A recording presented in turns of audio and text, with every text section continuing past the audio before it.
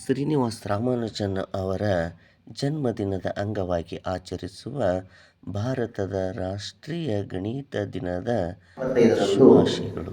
ರಾಷ್ಟ್ರೀಯ ಗಣಿತ ದಿನವನ್ನು ಆಚರಿಸಬೇಕಾಗಿತ್ತು. ಇವತ್ತು ಎರಡನ್ನೂ ಸೇರಿಸಿ 24/12/2025 ಕಾರ್ಯಕ್ರಮವನ್ನು ಹಮ್ಮಿಕೊಂಡಿದ್ದು. ರಾಷ್ಟ್ರೀಯ ಗಣಿತ ದಿನಾಚರಣೆಯನ್ನು ಯಾಕೆ ಆಚರಣೆ ಮಾಡ್ತಾ ಇದ್ದೀವಿ? ಯಾರ ನೆನಪಿಗೋಸ್ಕರ ಆಚರಣೆ ಮಾಡ್ತಾ ಇದ್ದೀವಿ? ಶ್ರೀನಿವಾಸನ್ ರಾಮಾನುಜನ್ ಅವರ ಜನ್ಮದಿನದ ಸವಿ ನೆನಪಿಗೋಸ್ಕರ ರಾಷ್ಟ್ರೀಯ ಗಣಿತ ದಿನವನ್ನು ಆಯ್ಕೆ ಮಾಡ್ಬೋದು. ಎಷ್ಟೋ ಜನ ಗಣಿತಜ್ಞರು ನಮ್ಮ ಭಾರತದಲ್ಲಿ ಆಗೋಗಿದ್ದಾರೆ. ಅವ್ರನ್ನೇ ಯಾಕೆ ಆಯ್ಕೆ ಮಾಡ್ಕೊಂಡಿದ್ದೀವಿ ಅಂಥೇಳಿ ತಿಳಿಸ್ತೇವೆ. ಶ್ರೀನಿವಾಸ ರಾಮಾನುಜನ್ ಅವರು 1900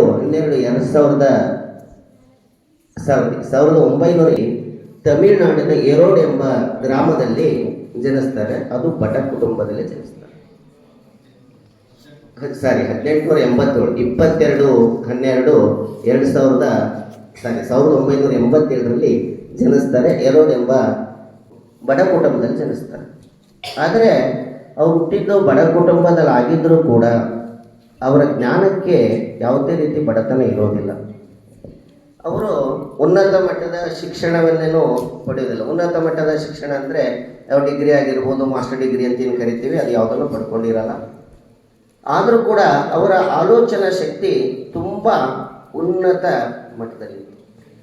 ಅವರು ಕಲ್ಪನಾತೀತವಾಗಿ ಅನೇಕ ಕಲ್ಪನೆಗಳ ಮುಖಾಂತರ, ಅಂದರೆ ನಾವು ಎಷ್ಟೇ ಭಾಳಷ್ಟು ಕವಿಗಳನ್ನು ನೋಡ್ತೀವಿ, ಆನಂತರ ಗ್ರಂಥಗಳನ್ನು ಬರೆದಿರ್ತಕ್ಕಂಥ ಮಹಾಪುರುಷರನ್ನು ನೋಡ್ತೀವಿ. ಆದರೆ ಅವರು ಕಲ್ಪನಾ ಜೀವಿಗಳಾಗಿ, ಒಬ್ಬೊಬ್ಬರ ಕಲ್ಪನೆ ಒಂದೊಂದು ರೀತಿ ಇರುತ್ತೆ. ಆದರೆ ಇವರ ಕಲ್ಪನೆ ಅದರ ಕಡೆ ಇತ್ತು ಅಂದರೆ ಗಣಿತದ ಕಡೆ ಇವರು ಕಲ್ಪನೆಯನ್ನು ಮಾಡ್ತಾಯಿದ್ರು. ಅಂದರೆ ಕೆಲವೊಬ್ಬರು ಈಗ ಯಾವುದೋ ಒಂದು ಪುಷ್ಪವನ್ನು ನೋಡಿದಾಗ ಆ ಪುಷ್ಪದ ಬಗ್ಗೆ ಒಂದು ಕವನವನ್ನು ಬರೀತಾರೆ. ಹಾಗೆ ಯಾವುದೋ ಒಂದು ಚಿತ್ರಕಾರ ಚಿತ್ರವನ್ನು ನೋಡಿದ ತಕ್ಷಣ ಚಿತ್ರವನ್ನು ಬಿಡಿಸ್ತಾರೆ. ಅದೇ ರೀತಿ ಒಂದು ಸಂಗೀತಗಾರ ಅದು ಕಲ್ಪನೆ ಅಥವಾ ಒಂದು ಪರಿಸರದಲ್ಲಿ ಹೋದಾಗ ಅದೇ ರೀತಿಯಾಗಿರ್ತಕ್ಕಂಥ ಸಂಗೀತವನ್ನು ಹಾಡ್ತಾರೆ. ಆದರೆ ಇವರು ಕಲ್ಪನೆ ಹಾಕಿರಲಿಲ್ಲ. ಗಣಿತದ ಆಲೋಚನೆಗಳೇ ಇವರ ಮೆದುಳನ್ನು ತುಂಬಿಕೊಂಡಿದೆ. ಇವರು ಉನ್ನತ ಶಿಕ್ಷಣವಿಲ್ಲದೆ ಕಲ್ಪನಾತೀತವಾಗಿ ಅನೇಕ ಗಣಿತಕ್ಕೆ ಬೇಕಾಗಿರ್ತಕ್ಕಂಥ ಸೂತ್ರಗಳನ್ನು, ವೆರಿ ಇಂಪಾರ್ಟೆಂಟ್, ಸೂತ್ರ ಭಾಳ ಮುಖ್ಯ. ಈಗ ನಾವು ಸೂತ್ರಧಾರ ಅಂತ ಹೇಳ್ತೀವಿ. ಸೂತ್ರ ಯಾರಿಗೂ ಕಾಣಲ್ಲ, ಆದರೆ ಕಾಣೋದು ಬೇರೆ. ಒಂದು ಗಾಳಿಪಟ ಮೇಲೆ ಹಾರಬೇಕು ಅಂದರೆ ಸೂತ್ರ ಇರದೆ ಗಾಳಿಪಟ ಮೇಲೆ ಹಾರೋದಿಲ್ಲ. ಹಾಗೆ ಒಂದು ಲೆಕ್ಕ ಮುಂದುವರಿಬೇಕು ಅಂದರೆ ಸೂತ್ರ ಇರಬೇಕು. ಹಾಗೆ ಸೂತ್ರ ಇಲ್ಲದ ಗಣಿತ ದಾರ ಇಲ್ಲದ ಗಾಳಿಪಟ ಇದ್ದಂತೆ, ಅಂದರೆ ಗಾಳಿಪಟನೇ ಇಲ್ಲ, ಹೌದಾ? ಹಾಗೆಯೇ ಆ ಸೂತ್ರ ಕಲ್ಪನೆಗಳ ಮುಖಾಂತರ ಅನೇಕ ಸೂತ್ರಗಳನ್ನು ನಮಗೆ ಕೊಟ್ಟಿರ್ತಕ್ಕಂಥ ಮಹಾನ್ ಗಣಿತಜ್ಞ ಶ್ರೀರಾಮಾನುಜರು. ಅದಕ್ಕಿಂತ ಒಂದು ಸ್ವಲ್ಪ ಹಿಂದಕ್ಕೆ ಹೋಗ್ಬೇಕು ಅಂತಂದರೆ, ಈ ಭಾರತ ಇಡೀ ಪ್ರಪಂಚಕ್ಕೆ 0 ಕೊಟ್ಟವ್ರು ನಾವೇ. ಅಷ್ಟೇ ಅಲ್ಲ, ಪ್ರತಿಯೊಂದು ಜ್ಞಾನದಲ್ಲೂ ಕೂಡ ಪ್ರತಿಯೊಂದು ಮೂಲವನ್ನು ಹಾಕಿಕೊಟ್ಟವ್ರು ನಾವೇ. ರಾಸಾಯನಿಕ ಶಾಸ್ತ್ರಕ್ಕೆ ಕಣದವರು ಅಣು ಎಂಬುದನ್ನು ಕೊಟ್ಟರು, ಆದರೆ ಸೈದ್ಧಾಂತಿಕವಾಗಿತ್ತು. ಅದಕ್ಕೆ ಬೇರೆ ವಿಜ್ಞಾನಿ ಹೆಸರನ್ನು ನಾವು ಕೂರ್ತಾರೆ. ಪರಾಶರವರು ಹಿಂದೆನೇ ಜೀವಿಗಳ ಬಗ್ಗೆ ವರ್ಗೀಕರಣವನ್ನು ಮಾಡಬೇಕಂದ್ರೆ, ಜೀವಿಗಳ ಬಗ್ಗೆ ತಿಳ್ಕೋಬೇಕಂದ್ರೆ ಪರಾಶರ, ಚರಕ ಮಹರ್ಷಿ ಜೀವಿಗಳ ವರ್ಗೀಕರಣಕ್ಕೆ ಮೂಲ ಬುನಾದಿನ ಹಾಕಿದ್ದಾರೆ. ಯಾವಾಗ? 500 BC, ಬಿಫೋರ್ ಕ್ರೈಸ್ಟ್. ಹಾಗೆಯೇ ಅದಕ್ಕೆ ಸ್ವಾಮಿ ವಿವೇಕಾನಂದ ಅವರು ಹೇಳ್ತಾರೆ, ವಿಜ್ಞಾನ ಹುಟ್ಟೋದು ಭಾರತದಲ್ಲಿ, ವಿಪರ್ಯಾಸವೆಂದರೆ ಬೆಳೆಯೋದು ವಿದೇಶದಲ್ಲಿ ಬೆಳೆಯುತ್ತೆ. ಅದು ನಮ್ಮ ವಿಪರ್ಯಾಸ. ಆದರೆ ಆದರೂ ಕೂಡ ಇವರಿಗೆ ಒಂದು ಒಳ್ಳೆ ಅವಕಾಶ ಸಿಗುತ್ತೆ. ಯಾಕೆಂದರೆ ಯಾರೋ ಒಬ್ಬ ವ್ಯಕ್ತಿ ಮುಂದೆ ಹೋಗ್ಬೇಕು ಅಂತಂದರೆ ಯಾರಾದರೂ ಒಂದು ಮೂಲ ಬೇಕಾಗುತ್ತೆ. ಅದೇ ರೀತಿ ಇವ್ರನ್ನ ಇಂಗ್ಲೆಂಡಿನ ಪ್ರಸಿದ್ಧ ಗಣಿತಜ್ಞರಾಗಿರ್ತಕ್ಕಂಥ GH ಹಾರ್ಡಿ ಅವರು ಇಂಗ್ಲೆಂಡ್ನ ಇವರಿಗೆ ಆಹ್ವಾನ ಮಾಡ್ತಾರೆ. ಯಾಕೆಂದರೆ ಇವರ ಗಣಿತದ ಕಲ್ಪನೆಗಳನ್ನು ನೋಡಿ ಇವರಿಗೆ ಪ್ರೋತ್ಸಾಹಿಸಲಿಕ್ಕೆ ಇಂಗ್ಲೆಂಡಿನ GH ಹಾರ್ಡಿ ಅವರು ಒಬ್ಬ ಪ್ರಸಿದ್ಧ ಗಣಿತಜ್ಞ ವಿಶ್ವಮಟ್ಟದ. ಅಂದು ಇವ್ರಿಗೇನಾಗುತ್ತೆ, ವಿಶ್ವಮಟ್ಟದಲ್ಲಿ ಗುರುತಿಸ್ಕೊಳ್ಳಿಕ್ಕೆ ಸಹಕಾರ ಆಗುತ್ತೆ. ಆನಂತರ ಇವರು ಉನ್ನತವಾಗಿ ಬೆಳೀತಾರೆ, ಇಡೀ ಪ್ರಪಂಚದಲ್ಲೇ ಗುರುತಿಸ್ಕೊಳ್ಳಿಕ್ಕೆ ಸಾಧ್ಯ ಆಗುತ್ತೆ. ಈ ಕಲ್ಪನೆ ಅಂದ ತಕ್ಷಣ ಹೇಗಿರಬೇಕು, ಕಲ್ಪನೆಯನ್ನು ಹೇಗೆ ಮಾಡಬೇಕು ಅನ್ನೋದನ್ನು ಒಂದೆರಡು ನಮ್ಮ ಸರ್ವಜ್ಞ ಅವರ ವಚನಗಳ ಮುಖಾಂತರ ನಾನು ಹೇಳ್ತೀನಿ. ಓದಿದ ಓದು ತಾಮೇದ ಕಬ್ಬಿನ ಸಿಪ್ಪೆ, ಓದಿದ ಓದು ತಾಮೇದ ಕಬ್ಬಿನ ಸಿಪ್ಪೆ, ಓದಿದ ಒಡಲ ನೆರೆದರೆ ಆಸಕ್ತಿ ಯಾವಾಗ ಬರುತ್ತೆ?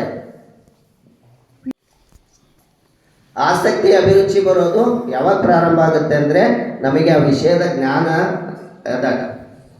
ಇಲ್ಲಾಂದ್ರೆ ಏನಾಗುತ್ತೆ, ತರಗತಿಯಲ್ಲಿ ಶಿಕ್ಷಕರು ಪಾಠ ಮಾಡ್ತಾ ಇರ್ತಾರೆ, ಆದ್ರೆ ನನಗೇನಿಲ್ಲ,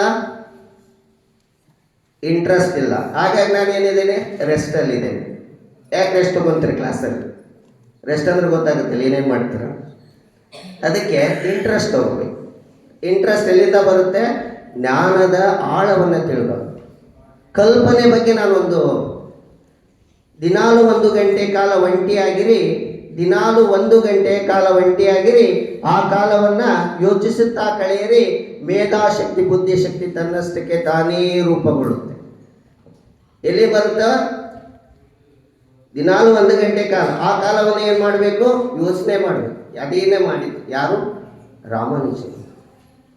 ಶ್ರೀನಿವಾಸ ರಾಮಾನುಜನ್ ಅವರು ಕಲ್ಪನಾ ಲೋಕದಲ್ಲಿ ತೇಲ್ತಾ ಇದ್ರು. ಆ ಕಲ್ಪನೆಗಳು ನೂರಾರು ಸೂತ್ರಗಳಾಗಿ ಮಾರ್ಪಾಡಾದವು.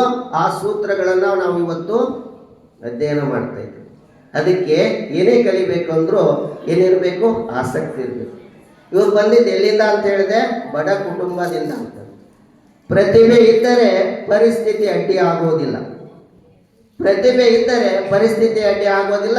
ಕಠಿಣ ಪರಿಶ್ರಮವಿದ್ದರೆ ಮತ್ತು ಆಸಕ್ತಿ ಇದ್ದರೆ ಗುರಿ ತನ್ನಷ್ಟಕ್ಕೆ ತಾನೇ ರೂಪುಗಳು. No alternative for hard work. Ravi Belagere ಅವರು ಹೇಳ್ತಾರೆ, ಹಾರ್ಡ್ ವರ್ಕಿಗೆ ನೋ ಆಲ್ಟರ್ನೇಟಿವ್ ಅಂತ. No alternative for hard work. Hard ವರ್ಕಿಗೆ ಯಾವುದೇ ಆಲ್ಟರ್ನೇಟಿವ್ ಇಲ್ಲ. ಹಾರ್ಡ್ ವರ್ಕ್ ಇದ್ದರೆ, ಕಠಿಣ ಪರಿಶ್ರಮ ಇದ್ದರೆ ಮತ್ತು ಅದರ ಜೊತೆಗೆ ಆಸಕ್ತಿ ಇದ್ದರೆ ನಾವು ಯಾವ ಮಟ್ಟದಲ್ಲಾದರೂ ಹೋಗ್ಬೋದು. ಅದಕ್ಕೆ ಕಠಿಣ ಪರಿಶ್ರಮ ಮತ್ತು ಆಸಕ್ತಿ ನಮ್ಮ ಬೆಳವಣಿಗೆಯ ಕೀಲಿ ಕೈ ಇದ್ದಂತೆ. ಅದಕ್ಕೆ ಯಾರೂ ಕೂಡ ಕಷ್ಟ ಅನ್ಕೋಬಾರ್ದು. ಸರಳವಾಗಿ ಕಲೀಲಿಕ್ಕೆ ಪ್ರಯತ್ನ ಮಾಡಬೇಕು. ಆಸಕ್ತಿಯಿಂದ ಕಲೀಲಿಕ್ಕೆ ಪ್ರಯತ್ನ ಮಾಡಬೇಕು. ಯಾವಾಗ ಬರ್ತೈತಿ? ಅದರಲ್ಲಿ ಇನ್ವಾಲ್ವ್ಮೆಂಟ್ ಆಗಬೇಕಷ್ಟೆ. ನಾವಲ್ಲಿ ಇರಬೇಕು. ಇಲ್ಲದ್ರೆ ನಾವು ಅಲ್ಲೇ ಇದ್ದೇವೆ, ಕ್ಲಾಸಲ್ಲೇ ಇದ್ದೇವೆ, ನೀನಿದೆಯಾ, ಆದರೆ ನಿನ್ನ ಮನಸ್ಸು ಅಲ್ಲಿಂದ ಇಲ್ಲೆಲ್ಲೋ ಹರಿಬಿಡ್ತೀವಿ. ಹಾಗಾಗಬಾರ್ದು. ಅದಕ್ಕೆ ಯಾವುದೇ ಒಬ್ಬ ಉನ್ನತ ಒಂದು ಮಹಾನ್ ವ್ಯಕ್ತಿ ಬಗ್ಗೆ ಮಾತಾಡುವಂಥ ಬಹಳಷ್ಟು ಶಕ್ತಿ ನನಗಿಲ್ಲ. ಆದರೆ ನನಗೆ ಗೊತ್ತಿರೋ 1-2 ಮಾತುಗಳನ್ನು ಅನಿಸ್ಲಿಕ್ಕೆ ಪ್ರಯತ್ನ ಮಾಡುತ್ತೇನೆ ಅಷ್ಟೆ. ಅಂಥ ಒಬ್ಬ ಮಹಾನ್ ಗಣಿತಜ್ಞನನ್ನು ನಾವು ಇವತ್ತು ರಾಷ್ಟ್ರೀಯ ಗಣಿತ ದಿನವನ್ನು ಆಚರಣೆ ಮಾಡಿದ್ವಿ.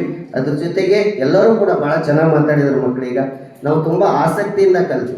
ನಾನು ಕೂಡ ತಮಾಷೆ ಮಾಡ್ತಾ ಇದ್ದೆ ಸರಿಗೆ, ಏನು ಸರ್ ಸಿಕ್ಕಾಪಟ್ಟೆ ನೋಟ್ ಇಟ್ಕೊಂಡಿದ್ದೀರಾ ಅಂತೇಳಿ. ನೋಟ್ ಇಲ್ಲದೆ ಬೆಳೆದಿರ್ತಕ್ಕಂಥ ವ್ಯಕ್ತಿಯಿಂದ ಈಗ ಎಲ್ಲರ ಕಡೆಗೆ ನೋಟ್ ಕೊಡುವಂಥ ಶಕ್ತಿಯನ್ನು ಹಂಚಿಕೊಟ್ಟಿದ್ದಾರೆ. ಅಂದರೆ ಬಡತನದಲ್ಲಿ ಬೆಳೆದಂಥ ವ್ಯಕ್ತಿಯಿಂದ ಇವತ್ತು ಗಣಿತದಲ್ಲಿ ಅಂದರೆ ಒಬ್ಬ ಶ್ರೀಮಂತ ಆಗ್ಬೇಕು ಅಂತಂದರೆ ಏನು ಬೇಕು? ಅಂದರೆ ಪ್ರಯತ್ನ ಬೇಕು, ಲೆಕ್ಕಾಚಾರ ಬೇಕು. ಪ್ರತಿಯೊಂದು ಲೆಕ್ಕ ಹಾಕ್ತೀವಿ. ಎಲ್ಲಿಂದ? ಬೆಳಗ್ಗೆ ಎದ್ದಾಗಿಂದ ಟಿಕೆಟ್ ತೊಗೊಳೋವರೆಗೂ ಅಲ್ಲ, ಭೂಮಿ ಬಂದಾಗಿಂದ ನಾವು ಎಲ್ಲಿಂದ ಲೆಕ್ಕ ಹಾಕ್ತೀವಿ? ಎಷ್ಟು ಯಾವಾಗ ಹುಟ್ಟಿದ? ನಾವೊಂದು ಬರ್ದೇವೆ ಡೇಟ್, ರಾಮಾನುಜನ್ ಅವರು ಅಲ್ಲಿಂದ ಏನೇನೆಲ್ಲ ಮಾಡಿದ್ರು. ಅಂದರೆ ವಿದ್ಯಾಭ್ಯಾಸ ಏನು ಮಾಡಿದ್ರು, ಯಾಕೆ ಬೆಳೆದ್ರು, ಏನು ಅವ್ರ ಪ್ರಯತ್ನಗಳೇನು, ಅವರ ಸಾಧನೆಗಳೇನು, ಮತ್ತೆ ಅವ್ರು ಹೋದ್ಮೇಲೆ ಅಲ್ಲಿವರೆಗೂ ಲೆಕ್ಕ ಹಾಕ್ತೀವಿ. ಹುಟ್ಟಿನಿಂದ ಸಾಯುವವರೆಗೂ ಲೆಕ್ಕಾಚಾರ ಹಾಕ್ತಾನೆ ಬದುಕ್ತಾ ಇದ್ದೀವಿ. ಅಷ್ಟೇ ಅಲ್ಲ, ದಿನನಿತ್ಯ. ಅದಕ್ಕೆ ದೈನಂದಿನ ಜೀವನದಲ್ಲಿ ಗಣಿತ ಅಂತ ಹೇಳಿ, ನಿತ್ಯ ಜೀವನದಲ್ಲಿ ಕೂಡ ನಾವು ಗಣಿತವನ್ನು ಲೆಕ್ಕ ಹಾಕ್ತಾ ಇರಬೇಕು. ಅಷ್ಟೆಲ್ಲ ಲೆಕ್ಕಾಚಾರ ಹಾಕ್ತಾ ಇದ್ರು ಕೂಡ ಲೆಕ್ಕ ನಮಗೆ ಬರೋದಿಲ್ಲ. ಯಾಕಂದ್ರೆ ಅದು 3 ಅಕ್ಷರ, ಗಣಿತ ಅಲ್ಲ ತಗಣಿ ಅಲ್ವಾ? ನಮಗೆ ಹೆಂಗಪ್ಪ ಅಂದರೆ ತಗಣಿ. ತಗಣಿ ಅಂದರೆ ಅದು ಹೊರಗಿಂದ ರಕ್ತ ಹೀರುವಂಥದ್ದು.